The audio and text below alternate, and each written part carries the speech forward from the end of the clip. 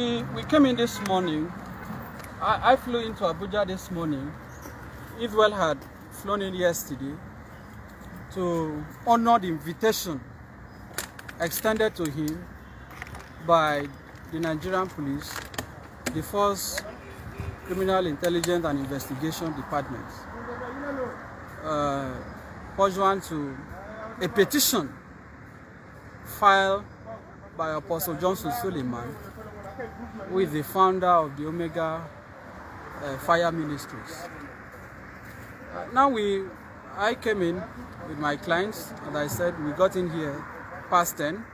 If you look at the time, this is some minutes past 7. So cumulatively, we have spent over 7 hours, over 8 hours, 8 hours plus, just to respond to a petition over what I consider to be a very funny allegation made by Suleiman, because he had alleged that he commanded angels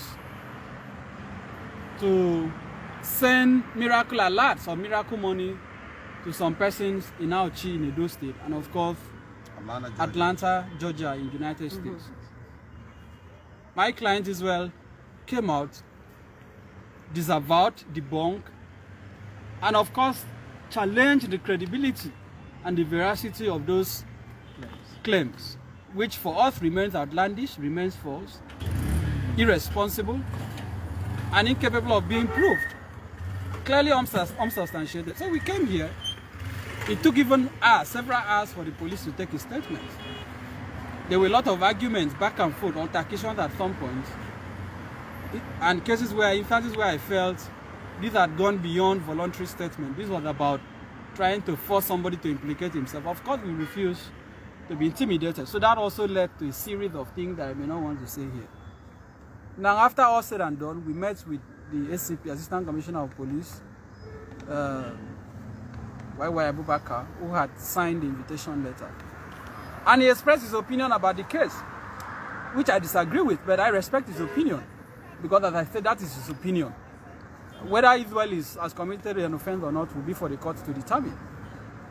Interestingly, I also met the lawyer, a learned friend, who is the lawyer to Apostle Suleiman. He also came around today, and he engaged me in a conversation. I don't want to disclose the details. After we had finished all that marathon hours of discussion, I had expected that the police, given that Israel came voluntarily, will release him and ask him to come back, because he honored the invitation. If you are inviting somebody for purpose of interrogation, the moment you say you cannot go except you produce a shorty, what that implies in law is that you have converted the police invitation to arrest. The moment a suspect can no longer live at his own will, by his own volition, that is no longer within the realm of invitation. That is now an arrest. So the implication is that Israel Balogun has been arrested by the police. He's currently in their cell. He's not coming out, obviously, tonight because of what looks like very stringent and difficult bail conditions. They requested for 2 shorties. They said one has to be a level 14 civil servant who should present either his letter of last promotion or a letter of introduction. Of course, we brought a level 13 and we appealed to them, and they agreed to take the person. But somehow, because of the time, we couldn't get the original copy of his letter of last promotion. But we presented the photocopy, and even his ID card, he was willing to drop them, a federal civil servant. But they insisted again that he must also, in addition to letter of last promotion, present his ID card and also present letter of introduction, which are clearly outside the bail form that my clients fill. Again, there was also a requirement that there should be a second shorty who should be a business person and have either certificate of occupancy, C of O, or certificate of incorporation of a company. We brought a retired civil servant with certificate of occupancy. With even original copy, the police refused to release Israel, insisting that they must produce a civil servant. What is the offense? They're talking about defamation. They're talking about alleged cyber stalking. I don't believe those are matters that should warrant such stringent conditions that are peculiar to capital offenses like murder, kidnapping, terrorism, and so on. So for me, this is just, again, an attempt by somebody who feels he has money, somebody who feels he has power, to press a Nigerian that he feels is vulnerable. But our message to Apostle Suleiman is clear and simple. We are not going to back down. We are not going to be intimidated. We are not going to allow you to put us in a situation that will make you continue to harass other citizens. So we will come back tomorrow hoping that the police will release him, hoping that those conditions will be reconsidered or alternatively met. But for the purpose of today, this is where we are. Israel is in custody. And we hope that the police as an institution will also think about the dent, the damage that this singular case will do to the police as an institution and to Nigeria as a country. Because what can be more scandalous? What can be more embarrassing to a country than for a citizen to be detained because he said that angels cannot send money to people's accounts? Simple. So the angels, I came to the police station, I have not seen any of the angels. No angels.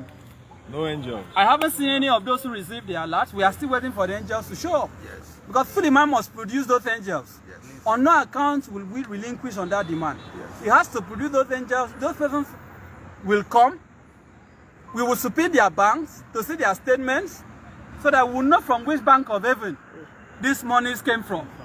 This is the kind of madness that we see in this country. And because impunity has taken over the fabric of Nigeria, people like Suleiman continue to use the police to hunt private citizens. Nobody will be intimidated. Nobody will be coerced into silence. Yes. So let the Inspector General of Police save the Nigerian police from this embarrassment. Save the country from this scandal. And stop this macabre dance, this scandal that is going on in the name of investigation. That is all the comments I can make for now. And lastly, we have told them we are not afraid of going to court. It will be very good for Suleiman to enter the witness box, for his angels to testify on his behalf. Yes. Nigerians have not seen angels before. I believe this is a good opportunity for us to see and know what angels look like, because he has to produce them. Again, I have also made the point earlier that, look, the country is almost at the point of recession. The government can barely fund. Nigeria is borrowing from China. Suleiman has this grace of commanding angels to send money. Why not help the country? Thank you. Call these angels to send money to the Federation account or the Treasury single account to help the country out of the economic and financial crisis that it is going through. If you have this capacity to command angels to deposit money in the account of people who claim to be your members, also help the country.